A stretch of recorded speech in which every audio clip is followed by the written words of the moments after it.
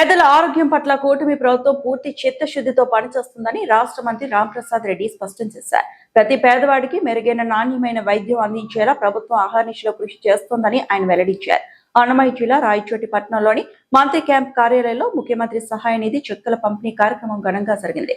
ఈ సందర్భంగా 48 మంది లబ్ధిదారులకు 40 లక్షల విలువైన చెక్కులను మంత్రి రాంప్రసాద్ రెడ్డి టీడీపీ శ్రేణులతో కలిసి స్వయంగా పంపిణీ చేశారు. ఈ సందర్భంగా ఆయన మాట్లాడుతూ కూటమి ప్రభుత్వం అధికారంలోకి వచ్చిన తర్వాత రాష్ట్ర వ్యాప్తంగా వైద్య సేవల్లో విప్లవాత్మకమైన మార్పులు తీసుకొచ్చామని మంత్రి గుర్తు చేశారు. నిరుపేదలకు సైతం కార్పొరేట్ స్థాయి వైద్యం అందేలా చర్యలు తీసుకుంటామన్నారు. ఆపదలో ఉన్న వారిని ఆదుకోవడంలో ప్రభుత్వం ముందుందని, ఇప్పటి వరకు రాయచోటి పరిధిలో 1275 మందికి 14 కోట్లకు పైగా సీఎంఆర్ఎఫ్ చెక్కులను పంపిణీ చేసినట్లు మంత్రి వివరించారు. రాయచోటి ప్రాంత ప్రజలకు అత్యవసర వైద్య సేవలు అందించేందుకు వీలుగా రాయచోటి ప్రభుత్వ ఏరియా ఆసుపత్రి ప్రాంగణంలో 25 కోట్ల వ్యయంతో నిర్మిస్తున్న క్రిటికల్ కేర్ ఆసుపత్రి పనులు వేగవంతం చేసినట్లు తెలిపారు.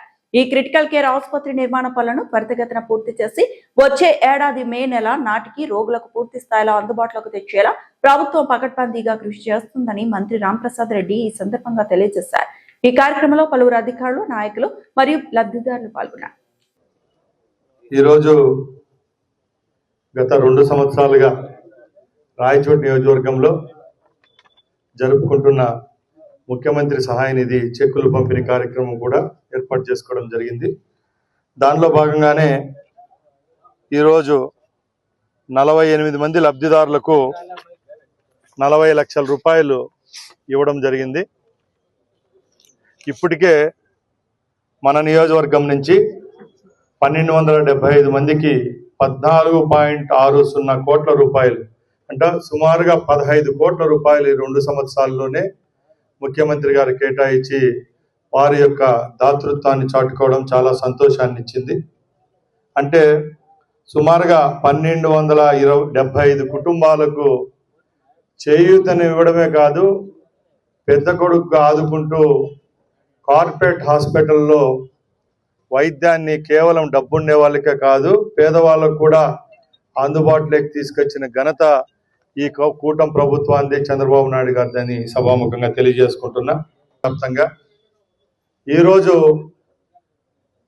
మండల స్థాయి, గ్రామ స్థాయిలో ఉండే ప్రైమరీ హెల్త్ సెంటర్ల నుంచి నియోజకవర్గ స్థాయిలో ఏరియా హాస్పిటల్ల వరకు ఎక్కడ ఏ విధమైన చిన్న పొరపాట్లు లేకుండా పేదల యొక్క వైద్య విషయంలో రాజీ పడకుండా సేవలు అందిస్తూ ఉంది రాష్ట్ర ప్రభుత్వం. దానిలో భాగంగానే గ్రామ స్థాయిలో నుంచి జిల్లా స్థాయి వరకు ఉన్న హాస్పిటల్లో ఎక్కడ ఉద్యోగస్తుల కొరత, టెక్నికల్, నాన్ టెక్నికల్, అలాగే మిగతా వర్గాలకు సంబంధించి ఉద్యోగస్తుల కొరత కానీ, మెడిసిన్స్ కొరత కానీ, ఇన్ఫ్రాస్ట్రక్చర్ కొరత కానీ ఎక్కడా లేకుండా ప్రభుత్వం చిత్తశుద్ధిగా పనిచేస్తూ ఉంది. ముఖ్యంగా మన రాయచోటి నియోజకవర్గానికి విషయానికి వస్తే, రాయచోటి నియోజకవర్గం సుమారుగా 20 మండలాలకు సెంటర్గా ఉండడం ద్వారా వేలాది మంది ఓపీ పేషెంట్లు నెలకు మన రాయచోటి హాస్పిటల్, ఏరియా హాస్పిటల్ రావడం జరుగుతూ ఉంది. దానిలో భాగంగానే మనకు సిసి యూనిట్ కూడా 25 కోట్ల రూపాయలతో రెడీ చేస్తున్నాం. ఇప్పటికే అధునాతనమైన 16 డయాలసిస్ యూనిట్లు కూడా మన హాస్పిటల్లో ఉండడం చాలా సంతోషించదగ్గ విషయం. ఎందుకంటే ఈరోజు డయాలసిస్ అనేది వ్యయంతో కూడింది. తిరుపతి, మదనపల్లి, అలాగే కడపకు పోకుండా ఇక్కడే గత ప్రభుత్వాల్లో 10 యూనిట్లు వస్తే మన ప్రభుత్వం వచ్చిన తర్వాత 6 యూనిట్లు, 16 యూనిట్లు చేసుకోవడం జరిగింది. వచ్చే 4-5 నెలల్లో కూడా దీన్ని పెంచుకొని మరో 20, అంటే టోటల్గా 20 డయాలసిస్ యూనిట్లు ఏర్పాటు చేసేదానికి కూడా ప్రభుత్వంతో, వైద్య శాఖతో సంప్రదించడం జరిగిందని మీ అందరి ముందర తెలియజేసుకుంటున్నా. అలాగే రాయచోట్లో వచ్చే మే కల్లా క్రిటికల్ కేర్ యూనిట్ను స్టార్ట్ చేసేదానికి చర్యలు తీసుకుంటున్నాం.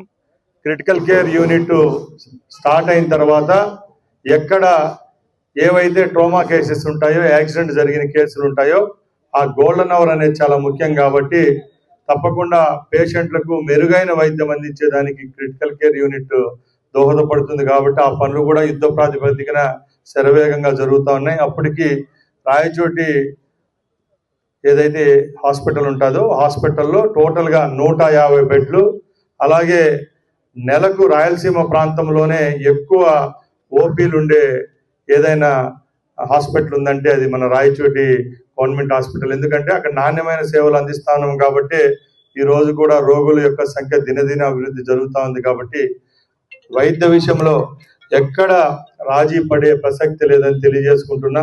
అలాగే ముఖ్యంగా ఈ నియోజకవర్గంలో ఉండే ప్రజలకు ఒకటే కోరుకుంటున్నాం, ఎవరు ఎక్కడ అధైర్యపడకూడదు. మన తెలుగుదేశం పార్టీ అలాగే కూటమి నాయకులు కూడా ఒకటే అడుగుతున్నాం, దయచేసి మీ వార్డులలో, మీ గ్రామాల్లో, మీ పరిధిలో ఎవరైతే పేద రోగులు ఉంటారో వాళ్లకు మనం చేయూతనిద్దాం. వారికి ఎప్పుడన్నా ఇలాంటి సమస్యలు వచ్చినప్పుడు తప్పకుండా ముఖ్యమంత్రి గారి సహాయ నిధి ఒకటి ఉందని గుర్తు చేయండి. ఎక్కడైతే వాళ్ళకి ఎల్ఓసీలు రిక్వైర్మెంట్ ఉంటుందో ఆ ఎల్ఓసీలు అయితేనే, అలాగే రీఇంబర్స్మెంట్ ఏదైతే అవసరం ఉంటుందో అది కూడా మనం తెచ్చిచ్చేదానికి అవసరం ఉంటుంది. కాబట్టి ఎవరైనా ట్రీట్మెంట్ తీసుకున్న 2-3 నెలల్లోనే ఆ ఫైల్ మన ఆఫీసులో ఇవ్వండి. అలాగే ఎల్ఓసీలు కావాలంటే దానికి సంబంధించిన రికార్డు మన ఆఫీసులో ఇచ్చేదానికి ప్రయత్నించండి. ఎందుకంటే అన్ని దానాల కంటే ప్రాణదానం మిన్న. కాబట్టి ఎవరైతే జబ్బుతో బాధపడుతూ ఉంటారో వాళ్ళకి ఆర్థిక సాయం మన చేతి గుండా ఇవ్వాల్సిన అవసరం లేదు. ఇది మహోన్నతమైన పథకం కాబట్టి ఈ పథకాన్ని ఉపయోగించుకోవాల్సిందిగా కోరుకుంటున్నా. అలాగే ఈరోజు ఎవరైతే 40 లక్షల రూపాయలు 48 మంది లబ్ధిదారులు ఉన్నారో వాళ్ళు కూడా దయచేసి మీకు అందించిన చెక్కులను 2-3 రోజుల్లోనే మీ అకౌంట్లలో జమ చేసుకునేతో వితిన్ 1 వీక్ మీకు అది క్రెడిట్ అవుతుంది. కాబట్టి తప్పకుండా చేస్తారని తెలియజేసుకుంటూ ఈ అవకాశం ఇచ్చిన మీ అందరికీ మరొకసారి ధన్యవాదాలు తెలియజేసుకుంటున్నా.